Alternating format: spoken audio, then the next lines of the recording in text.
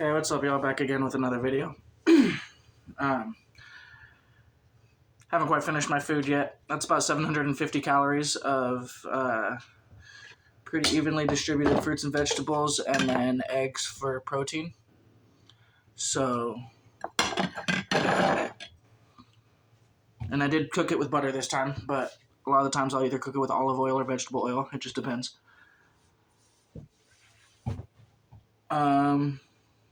What was I getting at? Yeah, basically this is just going to be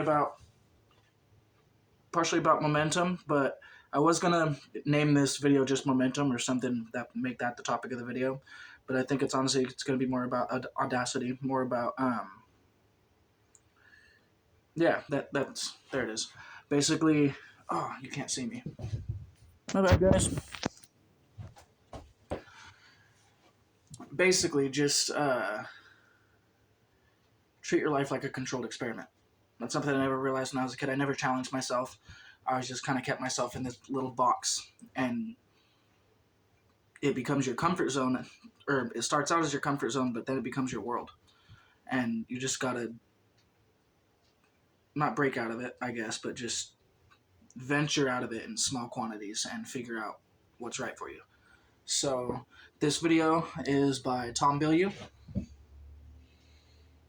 and it says it's a compilation, but I don't remember it being a compilation, so, but it's in content, I guess. Prove something to yourself, trying to do Forward. And you're doing it to create. Kurt Vonnegut, one of the... Yeah. Alright, hold up. I'm going to turn it up for you guys. Just a bit.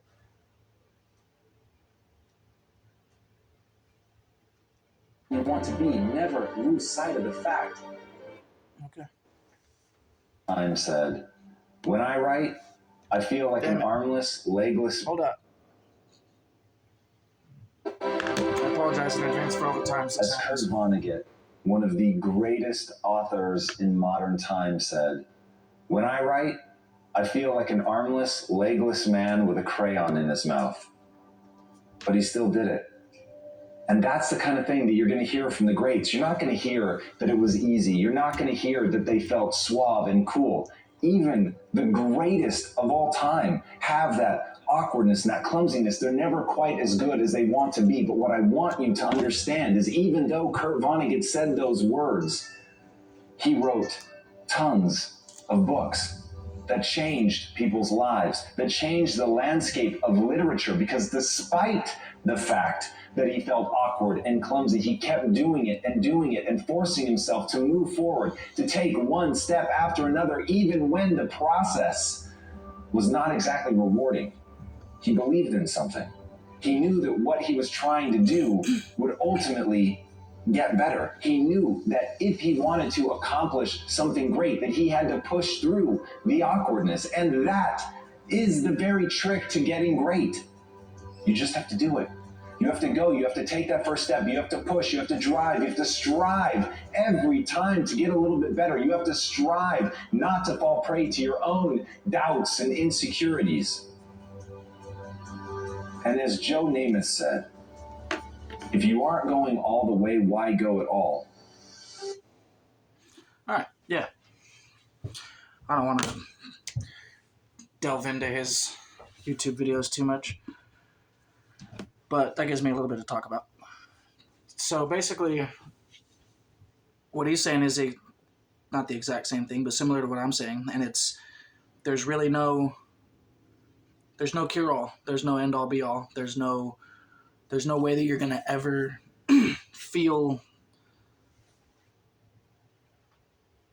like it's enough, regardless of what you get, regardless of what you do.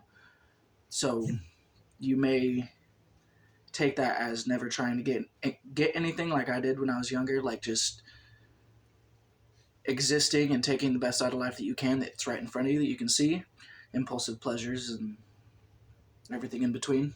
Or you can take it as it doesn't matter whether it's gonna fail or not, or how much of a chance there is for it to fail. It matters about how much you want to do it. Because then no matter what you do, there's There's a learning process to it. And as some random dude noted, failure is the most rich data stream mankind has. I didn't get that quite right, but you get the gist. You're not going to learn from your successes like you're going to learn from your failures. And the other part of this is audacity.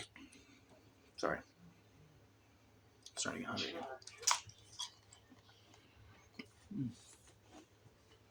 I'll be back.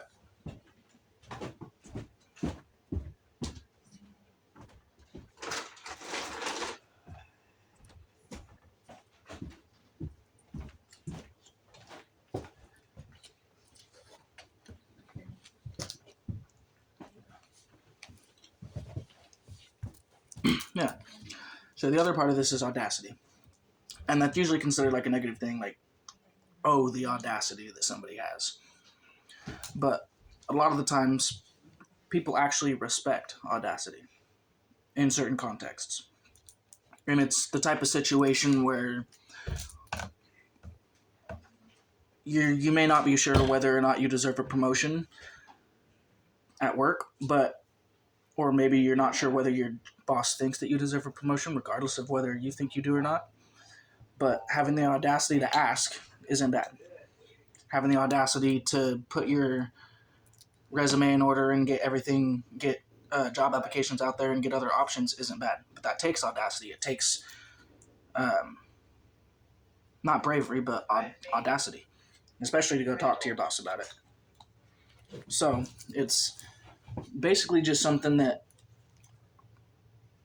there's a balance in everything that you want to try and meet.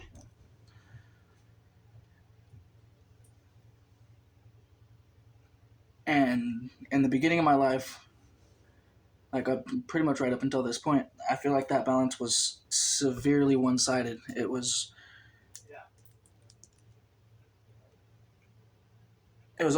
all about other people, but when it was all about me, it was because I was by myself.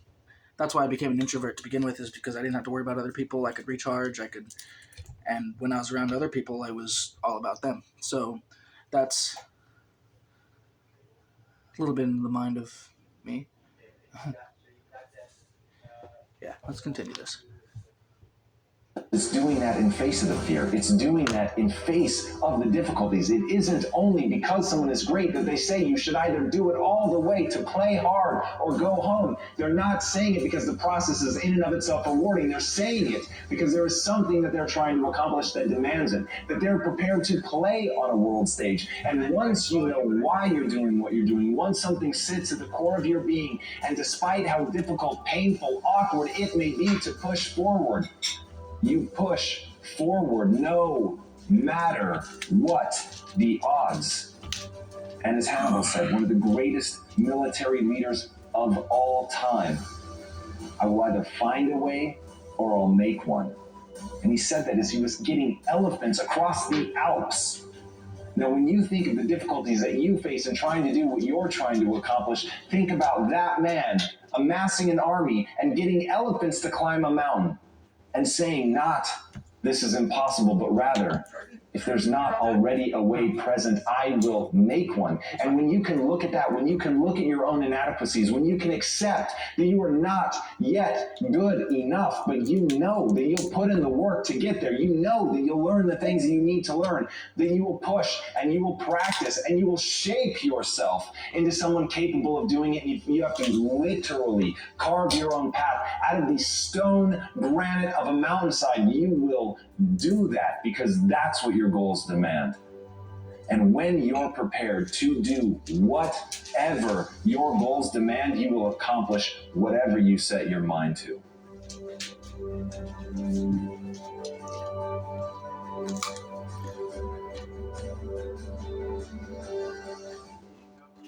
As Ernest Hemingway noted, the world breaks everyone, and afterward, many are stronger in the broken places. But my question is, why isn't everyone? To me, it comes down to the strategies that you use. There really isn't anything objectively good or bad. There isn't anything that happens to you that can't be overcome. There isn't anything that could happen to you. Anything. That when you turn inward, you can't find a reason to overcome. You can't find a way to put those pieces back together. And that becomes your job. It becomes literally up to you whether you're going to sit and wallow and woe is me. Because what happened, happened. And there's no way to take it back. But how you respond.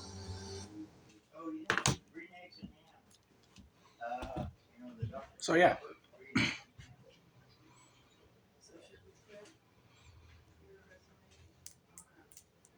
What he's saying there is you basically respond to a situation. There's a story that's one of my favorite stories where there's two brothers, and they're both about the same age, and one of them, they both have the same father, and their father is a raging alcoholic.